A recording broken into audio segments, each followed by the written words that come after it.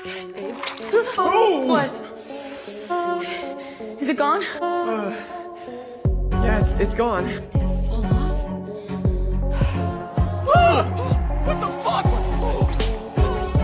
काफी समय से अपनी बहन की कोई खबर न मिलने पर अन्ना ने अपने दोस्तों के साथ उसी तलाश करने का फैसला किया। उनके पास बस एक ही सुराग था, वह वीडियो जो उसकी बहन ने गायब होने से ठीक पहले रिकॉर्ड किया था। वीडियो में एक रेस्टोरेंट का नाम दिखाई दे रहा था। बिना एक पल गंवाए वे तुरंत उस रेस्टोरेंट पहुंच गए। अन्ना सीधे अंदर गई और वेटर से पूछा कि क्या उसने उसकी बहन को देखा है, लेकिन हैरानी की बात यह थी कि वेटर को पहले से ही पता था कि उसकी बहन लापता हो चुकी है। यह सुनकर अन्ना पूरी तरह चौंक गई। वेटर ने उसकी घबराहट देखकर तुरंत समझाया कि उससे पहले भी कोई यही सवाल पूछने आया था। उसने बताया कि एक खास घाटी वैली के आसपास अक्सर लोग रहस्यमय तरीके से गायब हो जाते हैं और सुझाव दिया कि वे वहां जाकर देखें। ये सुनते ही अन्ना ने अपने दोस्तों को सब बताया और वे तुरंत उस घाटी की ओर निकल पड़े। लेकिन कुछ ही देर में वे रास्ता भटक गए। कार में बैठे सभी लोग घबराने लगे। तभी जब वे आपस में बहस कर रहे थे कि अब क्या करें, उनकी कार अचानक बारिश की परत पार कर गई। यह देखकर सब दंग रह गए। ऐसा लग रहा था मानो वे किसी ऐसी अदृश्य सीमा के भीतर आ गए हों जहाँ बारिश प्रवेश ही नहीं कर सकी थी। अन्ना उत्सुकता से सामने खड़ी पानी की उस दीवार को देखने लगी। ऐसा प्रतीत हो रहा था जैसे कोई रहस्यमयी शक्ति बारिश को रोक रही हो। उसी समय अन्ना को अचानक अपनी बहन की आवाज सुनाई दी जो उसका नाम पुकार रही थी। धुंध में दिखाई देती उस आकृति को देखकर अन्ना उसकी ओर दौड़ पड़ी। ऐसा लग रहा था मानो वह किसी खास चीज की तलाश कर रही हो। वह निश्चित रूप से एक आंख वाले व्यक्ति को ढूंढ रही थी। वह घर बेहद डरावना और रहस्यमय था जिसे देखकर हर किसी के मन में भय समा गया। चारों ओर देखते हुए लीसा ने अचानक देखा कि दीवार पर टंगी रेत घड़ी आवर ग्लास अपने आप उलट गई, जबकि उससे किसी ने छुआ भी नहीं था। यह अजीब नजारा देखकर सबके रोंगटे खड़े हो गए। उसी समय उन्हें कार का इंजन स्टार्ट होने की आवाज सुनाई दी। वे तुरंत खिड़की की ओर दौड़े और यह देखकर सन्न रह गए कि उनकी कार अपने आप धुंध की ओर जा रही थी। वे भागकर बाहर पहुंचे कि आखिरकार चला कौन रहा है। लेकिन सबसे डरावनी बात यह थी कि कार के अंदर कोई भी नहीं था। डर के मारे वे सभी तुरंत वापस उस घर के अंदर भाग गए। उन्हें जरा भी अंदाजा नहीं था कि एक भयानक आपदा धीरे धीरे उनकी ओर बढ़ती